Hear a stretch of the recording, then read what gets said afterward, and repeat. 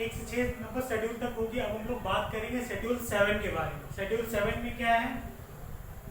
Schedule 7 में क्या है? Distribution of power.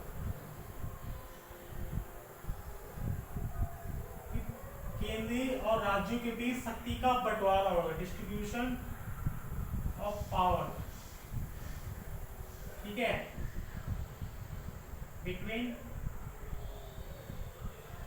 Union and states.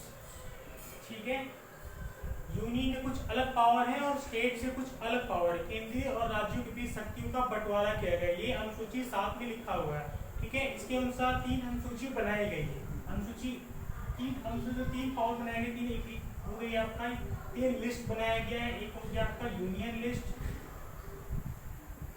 ठीक है, दूसरा स्टेट लिस्ट, थर्ड है आपका कॉन्करेंट लिस्ट।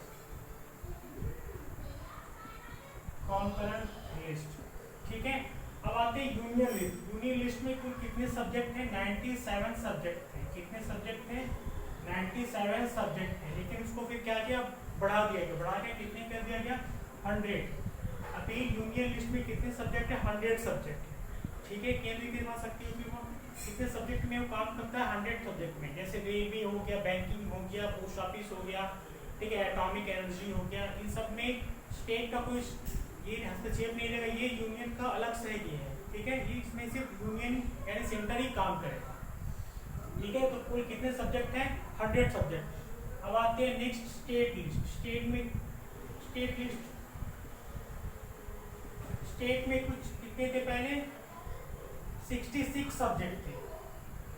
66 सब्जेक्ट थे, लेकिन अभी कितने सब्जेक्ट हो गए हैं?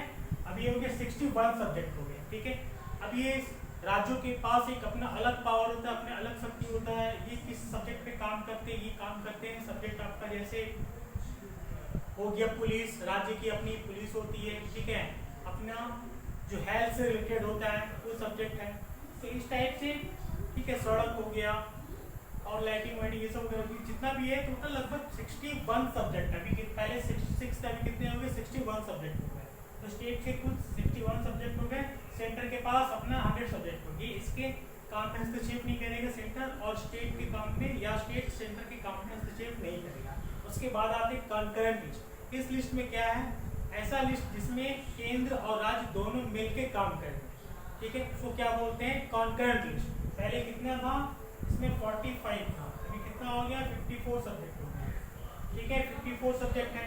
ठीक है, अब जैसे कॉन्करेंट लिस्ट कैसा? एजुकेशन में सब, जैसे राज्य का एक अलग एजुकेशन सिस्टम होता है। ठीक है, जैसे अपना स्टेट बोर्ड होता है, ठीक है, West Bengal board, Bihar board, UP board, Delhi board. ठीक है, और सेंटर का भी एक अपना वो अलग होता है, सीबीएसई, आईसीएसई। तो ये केंद्रीय और शासित राज्य दोनों मिलकर कब काम करेंगे? जब एजुकेशन से रिलेटेड बात हो। ठीक है, कॉन्करेंट लिस्ट में टोटल 54 सब्जेक्ट है। तो ये इस तरह से डिस्ट्रीब्यूशन ऑफ पावर का बंटवारा किया गया कि कुछ सब्जेक्ट को सेंटर देखेगा, कुछ सब्जेक्ट को स्टेट्स देखेगा, और कुछ ऐसे सब्जेक्ट इसमें दोनों मिलके सेंटर और स्टेट दोनों मिलके काम करेंगे। ठीक है, ये हो गए 7 में। शेड्यूल 7 में क्या है? डिस्ट्रीब्यूशन ऑफ पावर, केंद्र और राज्यों के शक्तियों का बंटवारा है। ठीक है, अब आते हैं शेड्यूल 8 की बात करते हैं। ठीक है, शेड्यूल 8 में क्या है? Official language. भारत में कुल कितनी ऑफिशियल लैंग्वेज? ठीक है, ऑफिशियल लैंग्वेज। ठीक है, कुल कितनी है? 22। कितनी भारत में मानक भाषा कितनी है? 22 है। मानक भाषा कितनी भारत में मानक भाषा है? 22 मानक भाषा है। पहले कितनी थी? दिखा देते हैं। पहले थी 14 थी। ठीक है, इसके बाद एक ऐड की गई, उसके बाद फिर नहीं 3 ऐड किए, उसके बाद फिर 4 ऐड की गई। ठीक है, अब देखिए पहले क्या था? 1956 में क्या हुआ था? भारत में क्या हुआ? राज्यों का पुनर्गठन हुआ। ठीक है, सबसे पहले कौन सा राज्य था? आंध्र प्रदेश था। तो जब आजादी हुआ था, ठीक है, 1951 में कुल कितने स्टेट थे? लेकिन 1956 में फजल अली आयोग का गठन किया गया था। फजल अली आयोग, ठीक है, कमीशन कह सकते हैं। इसके तहत 14 स्टेट्स थे। 1956 में कितने स्टेट थे? 14 स्टेट थे। तो 14 स्टेट्स की अपनी कुल 14 लैंग्वेज हो गई, ठीक है, 14 स्टेट्स की अपनी 14 लैंग्वेज थी। उसके बाद से फिर क्या हुआ, एक लैंग्वेज ऐड की गई, ये थी आपकी कौन? सिंधी, सिंधी लैंग्वेज थी, ठीक है। इसके बाद 3 और ऐड की गई।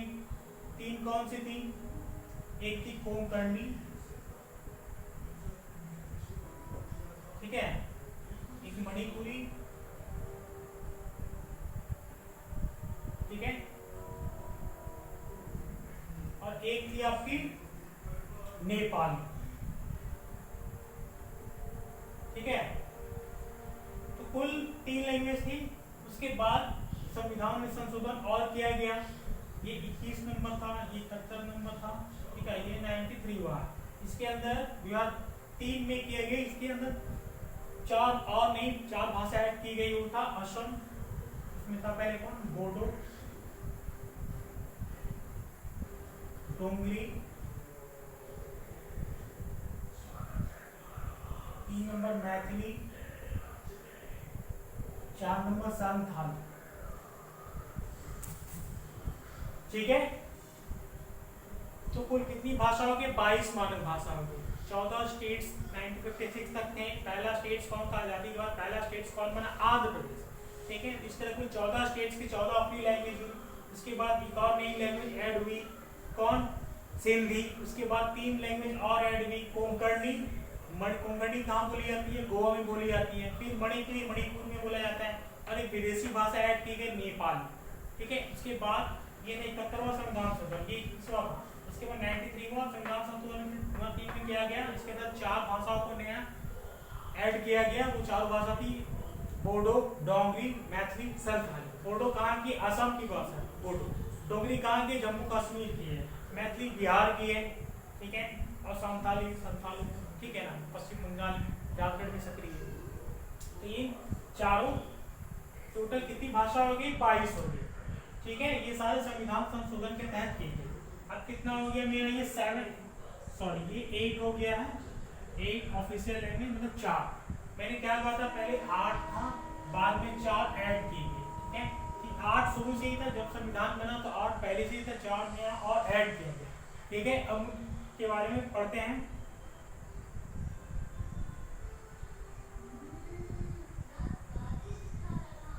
ठीक है, शेड्यूल 9 में क्या है? ये सारे शेड्यूल है। शेड्यूल 9 में क्या है? भूमि सुधार, ठीक है। लैंड रिफॉर्म, लैंड रिफॉर्म की बात की गई, ठीक है ना। अब क्या हुआ लैंड रिफॉर्म में? जैसे बांग्लादेश और भारत के बीच 2016 में जो भूमि का जो बंटवारा हुआ है, ठीक है ना, कुछ अब गाँव बांग्लादेश में थे वो भारत में आ गए, क्योंकि वो भारत से सटे हुए थे, लेकिन वो बांग्लादेश में थे, भारत में आ गए। कुछ गांव बांग्लादेश के थे जो भारत में थे, वो फिर बांग्लादेश में चले। इस तरह जो भी बंटवारा हुई 21 संविधान संशोधन के तहत हुआ। ये आपका शेड्यूल 9 में जो लिखा हुआ है लैंड रिफॉर्म, उसके तहत ये बंटवारा हुआ, ठीक है। तो ये लैंड रिफॉर्म में। अब आते हैं शेड्यूल 10। शेड्यूल 10 में क्या है? Anti defection law, anti defection law, दल बदल अधिनियम। कोई एक पार्टी से दूसरी पार्टी में नहीं जा सकता, उसके सदस्य की जा सकती, कुछ शर्तों को छोड़कर। तो क्या है? दल बदल अधिनियम, एंटी डिफेक्शन लॉ, शेड्यूल 10। ये बहुत सारे एग्जाम में ये शेड्यूल पूछा जाता है, जितनी नई ऐड किए गए 9 और 10 से स्टार्टिंग, ठीक है। एंटी डिफेक्शन लॉ, दल बदल अधिनियम, दल बदल अधिनियम, ठीक है। ये 10 हो गई। अब आती है 11। शेड्यूल 11 में क्या है? शेड्यूल 11 में है पंचायती राज, पंचायती राज, ठीक है। भारत में क्या पंचायती राज व्यवस्था की गई, ठीक है। भारत में जो पंचायती राज है वो अगर बलवंत राय मेहता की देखी जाए तो 3 टीयर जो पंचायती राज 3 टीयर है, ठीक है। 3 स्तरीय प्लान है, वो कौन है? बलवंत राय मेहता, ठीक है। और द्विस्तरीय अगर बोलेगा तो कौन? अशोक मेहता, ठीक है। 3 टीयर प्लान कौन है? ग्राम पंचायत,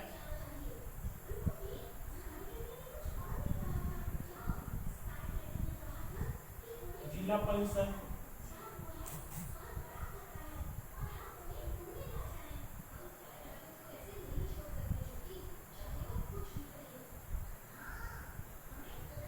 पंचायत से,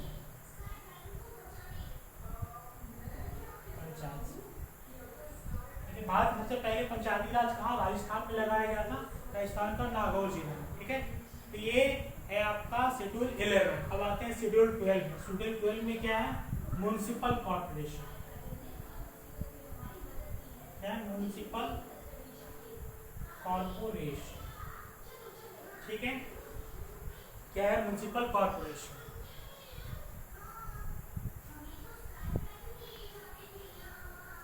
अब ये म्युनिसिपल कॉर्पोरेशन है, ठीक है, तो टोटल 12 हो गई, ये 12 शेड्यूल में खत्म हो गया।